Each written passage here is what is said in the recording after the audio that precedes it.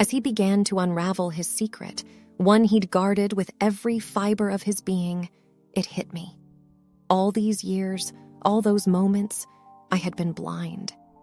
My heart ached with the realization of how much he meant to me, and how foolish I had been not to recognize it sooner. The weight of regret pressed heavily on my chest.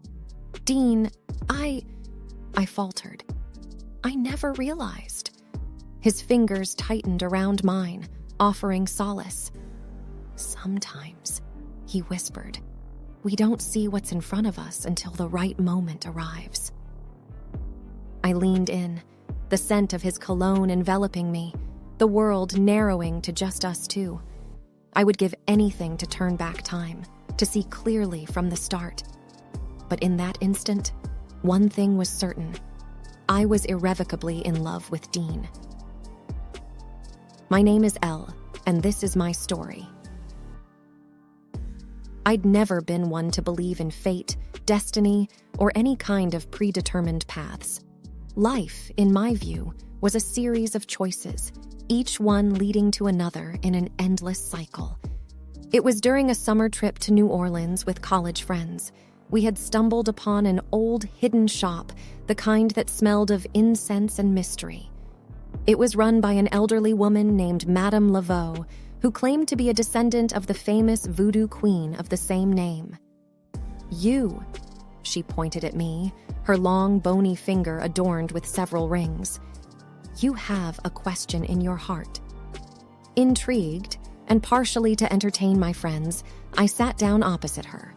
She spread out a deck of tarot cards and began flipping them one by one. The room was filled with an eerie silence, save for the soft whispers of the cards as they revealed their secrets. "You will find happiness," Madame Laveau began, her voice a raspy whisper, "but only with a man with eyes as deep as the ocean." I looked at her in confusion.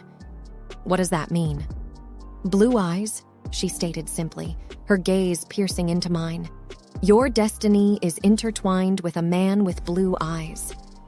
At the time, I had laughed it off, taking it as a fun story to share back home. Little did I know how much weight those words would carry in my life. Months turned into years, and I found myself gravitating towards men with blue eyes. It wasn't a conscious choice, not really, but somewhere in the back of my mind, Madame Laveau's prediction lingered.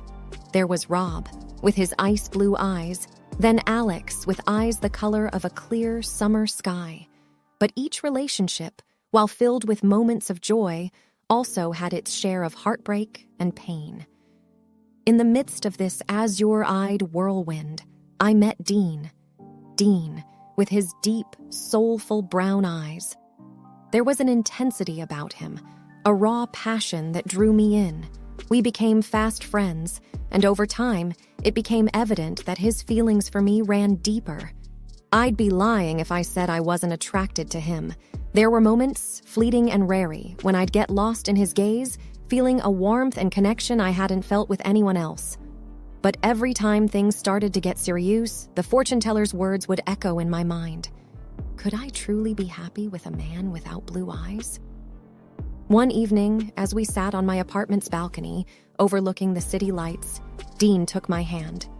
"Elle," he began, his voice shaky, "I love you." The weight of those words, the emotion behind them, made my heart race. I wanted to say it back, to let myself be loved and to love in return. But the memory of the prophecy held me back. "Dean," I began, tears forming in my eyes, "I care about you deeply, but I can't be with you." He looked at me, confusion evident in his eyes. "Is it because of my eyes?" I was taken aback. How did he know? He chuckled bitterly. "I've seen the way you look at men with blue eyes. There's a longing there, a depth, that I've never seen when you look at me." It broke my heart to hear him say that. I tried to explain, to tell him about Madame Laveau and her prophecy. But the more I spoke, the more absurd it sounded, even to my own ears. We ended the night in silence, each lost in our own world of thoughts and emotions.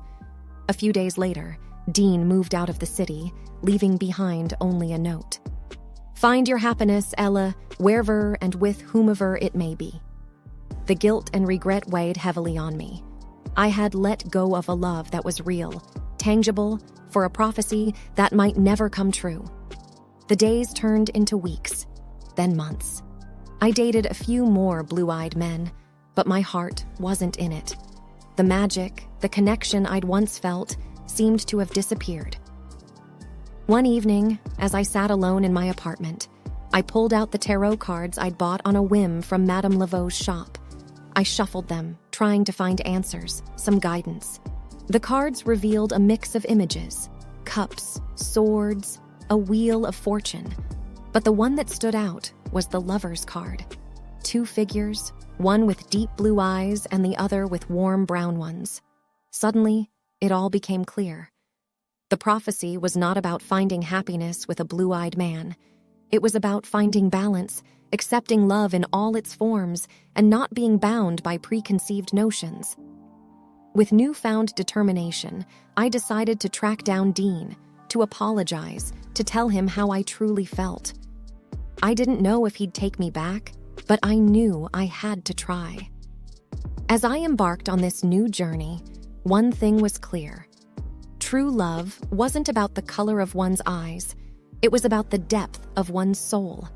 And I was ready to dive deep, to find my happiness wherever it may be. Time, they say, heals all wounds. And with the turning of seasons, the past became a mere speck in the distance. New York, with its fast-paced life and never-ending chaos, helped me move on. I continued to meet people, often drawn to those with blue eyes, the shadow of Madame Laveau's prediction always looming in the background. It had been a few years since my last encounter with Dean. In my daily life, he was almost forgotten, yet deep down, a part of me still yearned for those stolen moments, those whispered conversations, and those long walks along the river. My dating life was a series of short-lived romances, none of which ever reached the depth and connection I once shared with Dean. But life went on. With each passing day, I became more engrossed in my work, my friends, and my life in the city. It was on one such busy day as I rushed through Central Park that I saw him again.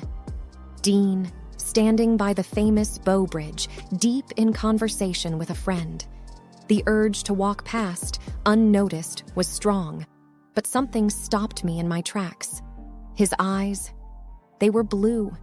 The same deep, vivid blue that had once captivated me. Confused, I approached him, my heart racing. "Dean?" He looked up, startled, and then broke into a smile. "Elle, it's been so long." There was warmth in his voice, but something was different.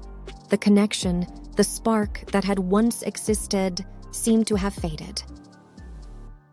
I couldn't help but ask, "Your eyes, weren't they—" Dean laughed, a hint of embarrassment in his voice.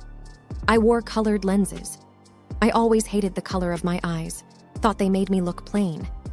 But recently, I've started to embrace my natural self." The revelation was shocking.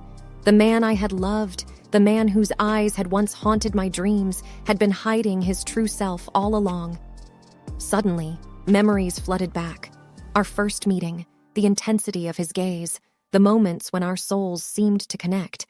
And then, the realization that perhaps I'd never really known him at all.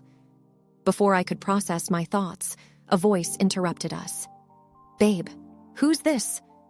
A young woman with striking green eyes approached, her arm slipping around Dean's. The intimacy between them was evident, and it didn't take long for me to piece together the puzzle. "This is Ella, an old friend," Dean introduced, his voice neutral. "Nice to meet you," she replied with a courteous nod, her eyes never leaving mine. The unspoken challenge was clear. The awkwardness was palpable.